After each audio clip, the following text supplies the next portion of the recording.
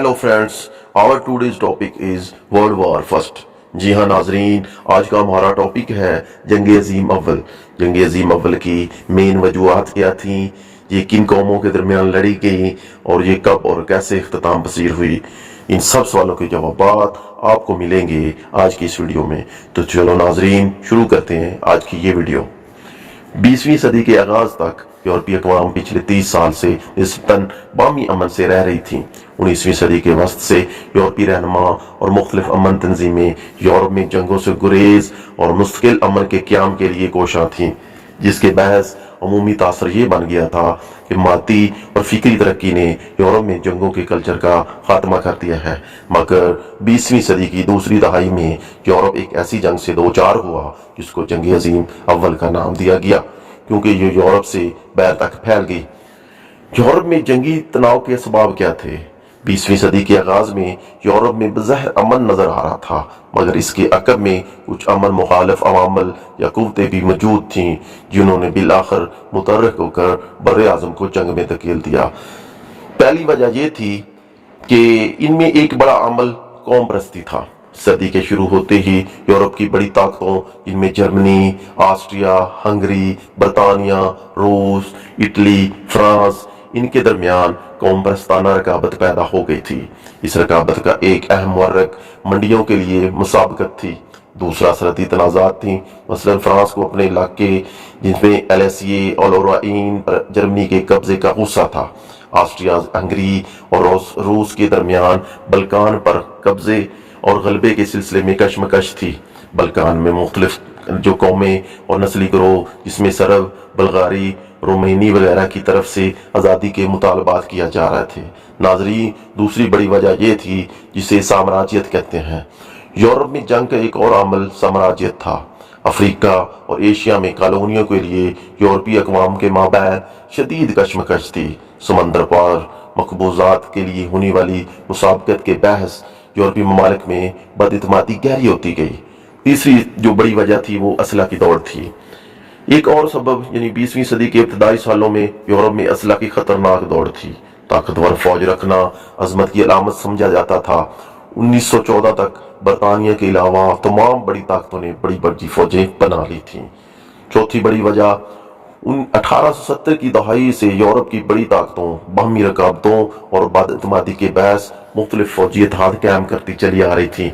इस इत्तेहादी बंदोबस्त का मकसद यूरोप में ताकत के तवाज़ुन से क़याम, अमन को यकीनी बनाना, मगर बाद में इत्तेहादों का ये रुझान जंगों का एक अहम सबब बना, जिसमें एक तो ये था कि बिस्मार्क और इत्तेहाद 1864 ता 1871 के दौरान पर्शिया के चांसलर बिस्मार्क ने जर्मनी को मुत्तहद करने के लिए खून और लोहा के नाम की पॉलिसी पर अमल किया। 1871 में जर्मनी को मुत्तहद करने के बाद से वो यूरोप में अमन करने पर मुतवज्जा हुआ। बिस्मार्क फ्रांस को अमन के लिए बड़ा खतरा समझता था। इसको खदशा था कि फ्रांस पर्शिया से अपनी शिकस्त का बदला लेने की कोशिश करेगा। इसलिए फ्रांस को तनहा करने के लिए इसने ऑस्ट्रिया और हंगरी से इत्तेहाद कर लिया। चंद साल बाद इसमें इटली की शमूलियत भी हो गई और इस तरह ये से अफ्रीकी इत्तेहाद बन गया। 1881 में बिस्मार्क ने रूस के साथ मुआहदा कर लिया। इसके बाद जो इत्तेहाद बदल रहे थे वो अमन के लिए खतरा बन रहे थे। 1890 में जर्मनी की पॉलिसी ड्रामाई तौर पर तब्दील हो गई। जर्मनी में जब विलियम दोम कैसर बन गया तो इसने बिस्मार्क को हटाया। हठधर्म विलियम को जर्मनी की ताकत दिखाने का जुनून था। इसने 1890 में रूस से मुआहदा खत्म कर दिया। रद्द अमल के तौर पर रूस ने फ्रांस के साथ दिफाई इत्तेहाद कर लिया। यह ऐसा इत्तेहाद था जिसका बिस्मार्क को खतरा और खदशा था, क्योंकि इन दोनों में से किसी एक के साथ जंग में पड़ने पर जर्मनी को दोनों की दुश्मनी से साबका करना पड़ रहा था। विलियम दोम का जर्मनी बहरिया को ताकत बनाने के अमल ने बरतानिया को तशवीश में मुब्तला कर दिया और इसके तहत फ्रांस से इत्तेहाद कर लिया। 1907 में बरतानिया ने फ्रांस और रूस से एक और इत्तेहादी मुआहदे के तहत ये यकीन दहानी कराई कि वह रूस और फ्रांस के खिलाफ जंग नहीं करेगा। यूं 1907 तक यूरोप में दो मुखालिफ कैंप बन गए थे। एक जर्मनी, ऑस्ट्रिया, हंगरी और इटली का अफ्रीकी इत्तेहाद था और दूसरा बरतानिया, फ्रांस और रूस का इत्तेहाद था। अब आते हैं एक और वजह जो बल्कान का बहरान था। یورپ کے جنوب مشرقی سرے کا پہاڑی جزیرہ نما خطہ بلکان مختلف اقوام اور نسلی گروہوں کی آماج گاہ تھی۔ قومی بغاوتوں، نسلی فسادات کی طویل تاریخ رکھنے کے باعث بلکان کا خطہ یورپ کا بارودی آتش فشاں گردانا جاتا تھا۔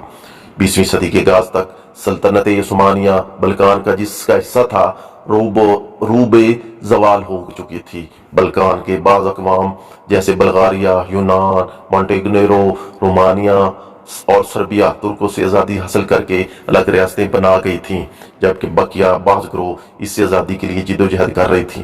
ان گروہوں کا طاقتور محرک قوم پرستی تھا۔ ترکوں سے آزادی حاصل کرنے والی اقوام اپنی سرحدیں وسیع کرنے کی خواہاں تھیں۔ سربیا جزیرہ بلکان کی تمام ہم نسل سلاوک آبادی کو اپنے ملک کا حصہ بنانا چاہتا تھا۔ روس سربیا کے اس قوم پرستانہ سوچ کا حامی تھا، جبکہ سربیا کا طاقتور شمالی ہمسایہ آسٹریا ہنگری سلطنت سربیا کی ایسی کاوش کے خلاف تھا، کیونکہ اس کو خدشہ تھا کہ سلاوک ریاست کی تشکیل سے اس کی سلطنت میں موجود سلاوک آبادی مادہ بغاوت ہو جائے گی۔ 1908 میں آسٹریا نے بوسنیا ہرزیگوینا پر قبضہ کر لیا۔ یہ سلاوک آبادی کے اکثریتی علاقے تھے۔ آسٹریا کے اس اقدام نے سرب رہنماؤں کو مشتعل کر دیا، جس کی وجہ سے اگلے سال ان کے درمیان تناؤ بڑھ گیا۔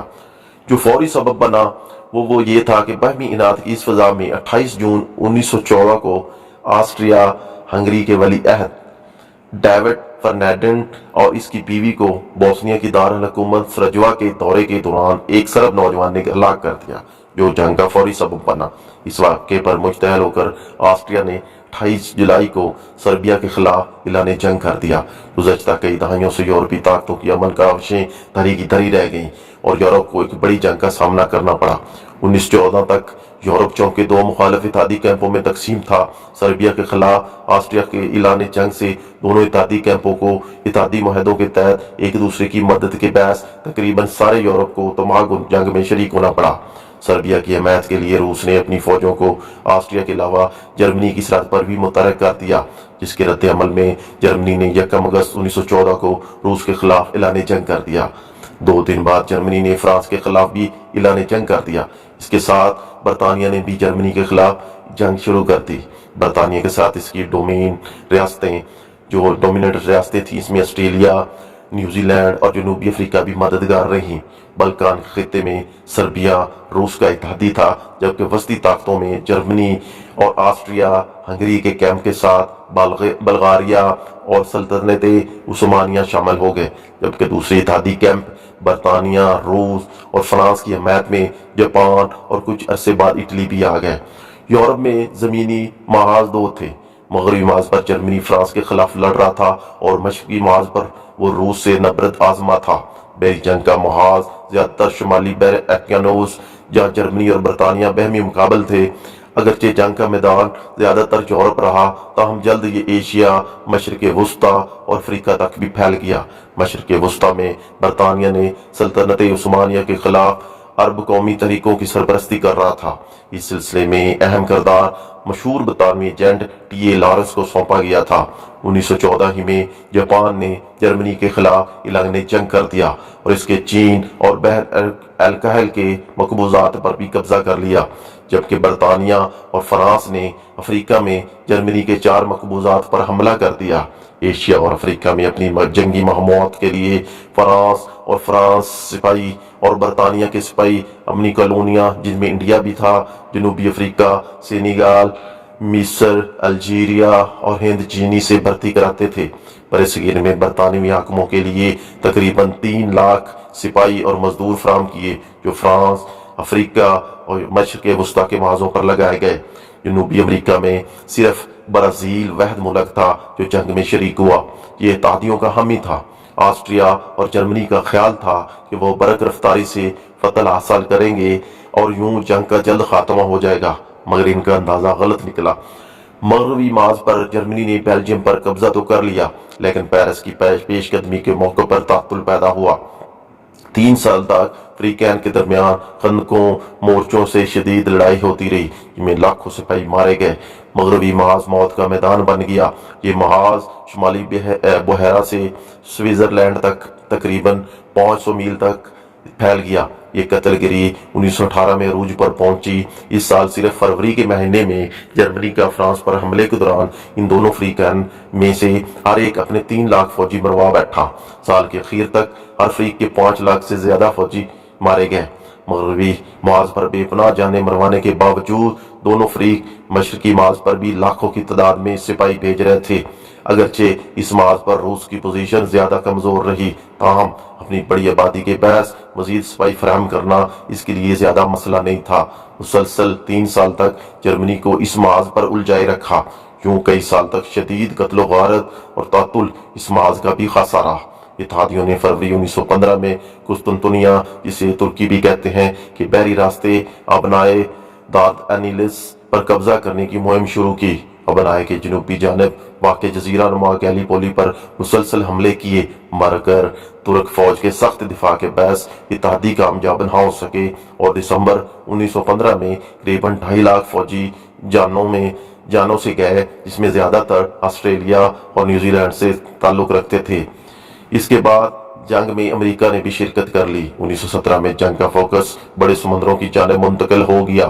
شمالی بحر اوقیانوس، جس میں جرمنی نے جنگی آبدوزوں سے بے دریغ حملوں کا جو سلسلہ شروع کیا تھا، اس پر امریکہ کو تشویش تھی، کیونکہ بحری جہازوں پر ان حملوں سے امریکی شہریوں کا جانی اور مالی نقصان ہو رہا تھا۔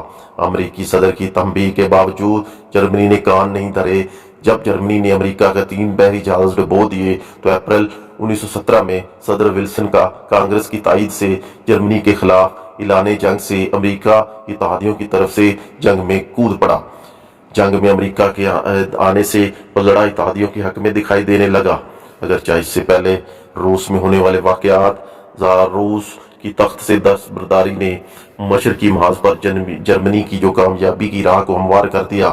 مارچ 1917 میں زار روس کی جگہ لینے والی عبوری حکومت اگرچہ جنگ جاری رکھنے کے حق میں تھی، مگر جنگ سے نڈھال روسی فوج مزید لڑنے سے انکاری تھی۔ نومبر 1917 میں وہاں بلشویک انقلاب آیا، نیا قائد جو لینن جنگ کے خاتمے کے حق میں تھا۔ چنانچہ مارچ 1918 میں روسی اور جرمن نے بریسٹ لیٹوفسک سمجھوتے کے تحت بیمی جنگ بندی کا خاتمہ کر دیا۔ روس کا جنگ سے دستبرداری کے بعد رومانیہ بھی مئی 1918 میں جرمنی سے معاہدہ کر کے جنگ سے نکل گیا۔ مشرقی محاذ پر جنگ سے روس اور رومانیہ کی کنارہ کشی کے بعد جرمنی نے تقریباً اپنی تمام فوج مغربی محاذ پر لگا دی اور مارچ 1918 میں فرانس پر آخری بڑا حملہ کر دیا۔ مئی کے اخیر تک اس سے پیرس صرف 40 میل دور تھا، مگر اس مہم جوئی میں جرمنی افواج تھک چکی تھی، وسائل کی سپلائی مشکل ہو رہی تھی۔ اسی صورتحال میں اتحادیوں نے بما 1,40,000 تازہ دم امریکی فوج کے ساتھ جوابی حملہ کر دیا۔ جولائی 1918 میں فریقین کے درمیان مارن کی دوسری لڑائی جاری تھی۔ 2 لاکھ مزید امریکی کی آمد سے اتحادی بتدریج جرمنی کی طرف بڑھنے میں کامیاب ہونے لگے اور جلدی وسطی طاقتیں ڈاواڈول ہونے لگیں۔ بلغاریہ کے بعد عثمانی ترک سرنگوں ہو گئے۔ اکتوبر 1918 میں آسٹریا بادشاہت کے خلاف اندرونی انقلاب برپا ہوا۔ جرمنی میں فوجی اور عام شہری قیصر جرمنی کے خلاف اٹھ کھڑے ہوئے۔ 9 نومبر 1918 کو قیصر کو ہٹا کر جرمنی کو جمہوریہ قرار دیا گیا۔ نئی حکومت کے نمائندوں نے فرانسیسی کمانڈر مارشل فوچ سے مل کر جنگ بندی پر اتفاق کیا۔ یوں 11 نومبر 1918 میں جنگ عظیم اول کا اختتام اتحادیوں کی فتح پر ہوا۔ اب ناظرین آتے ہیں جنگ کے نتائج اور اثرات پر۔ تو پہلا جو نقصان ہوا اور نتیجہ نکلا وہ تھا جانی نقصان۔ جو جانی نقصان کتنا ہوا؟ تقریباً ناظرین 85 لاکھ فوجی ہلاک ہوئے، 2 کروڑ سے زیادہ زخمی ہوئے، جبکہ قحط، بیماریوں اور قتل غارت سے مرنے والے عام شہریوں کی تعداد بہت زیادہ تھی۔ دوسرے نمبر پر صنعت و حرفت زراعت پر تباہ کن اثرات پڑنے سے یورپ کو شدید معاشی بحران کا سامنا کرنا پڑا۔ یورپی صنعتی نظام کی تباہی کے باعث عالمی مارکیٹ پر امریکہ اور جاپان کا قبضہ ہو گیا۔ نمبر 3، اس ہولناک جنگ نے یورپی معاشرے میں عدم تحفظ اور مایوسی کے احساسات پھیلا دیے۔ عقل، ترقی اور اعلیٰ اقدار سے متعلق توقعات پر عدم اعتماد متزلزل ہو گیا، جس کا اظہار اس دور کے یورپی ادب و فن میں کیا گیا۔ 3 سلطنتوں جس میں روس، آسٹریا ہنگری اور عثمانی ترک کا خاتمہ ہوا اور یورپ کا سیاسی نقشہ بدل گیا۔ جنگ کے بعد جنوری 1919 میں منعقد ہونے والی پیرس امن کانفرنس میں طے کیے جانے والے 5 معاہدات کے تحت یورپ میں بڑی اہم جغرافیائی تبدیلیاں لائی گئی۔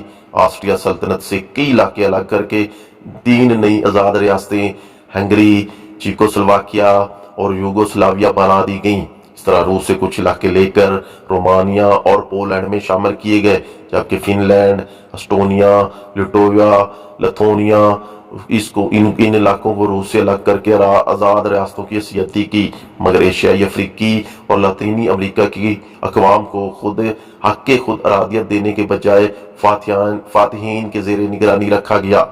معاہدہ سیورس کے تحت ترکی سلطنت کا خاتمہ کر دیا گیا۔ اس کے جنوب مغربی علاقوں میں لبنان اور شام کو فرانس، جبکہ اردن، فلسطین اور عراق کو برطانیہ کے کنٹرول میں رکھا گیا۔ حجاز کی ساحلی پٹی کے علاوہ، جہاں پر شریف حسین مکہ کو سلطان بنایا گیا، باقی تمام عرب خطہ یورپی تسلط میں رہا۔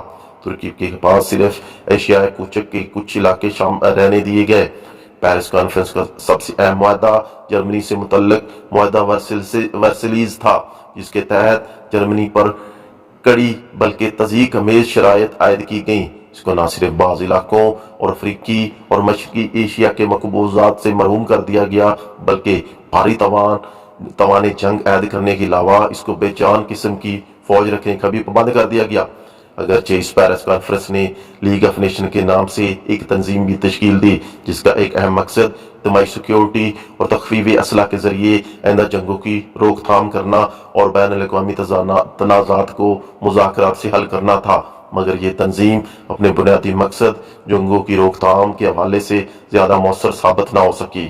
ناظرین، معاہدہ ورسلیز کے وقت اگرچہ حالات کے تحت جرمنی کو ان کے عائد کردہ کڑی تنقید، کڑی شرائط اور پابندیوں اور جو ان کا حد تک امیز رویہ تھا اور سلوک تھا، یہ برداشت کرنے کے علاوہ کوئی چارہ نہ تھا۔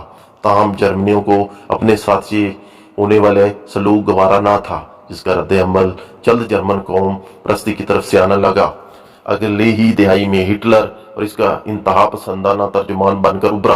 دوسری جنگ عظیم کا ایک سب سے بڑا جو معاہدہ تھا وہ ورسلیز تھا، جس کے تحت اتنی تکمیز سلوک اور کڑی شرائط کی وجہ سے ہٹلر جو ہے وہ قومیت پرست بن کر ابھرا، اور اس نے پھر یہ ثابت کر دیا جب دوسری جنگ عظیم شروع ہوئی۔ تو ناظرین، یہ تھا آج کا ہمارا ویڈیو۔ امید ہے آپ کو ہمارا ویڈیو پسند آیا ہوگا۔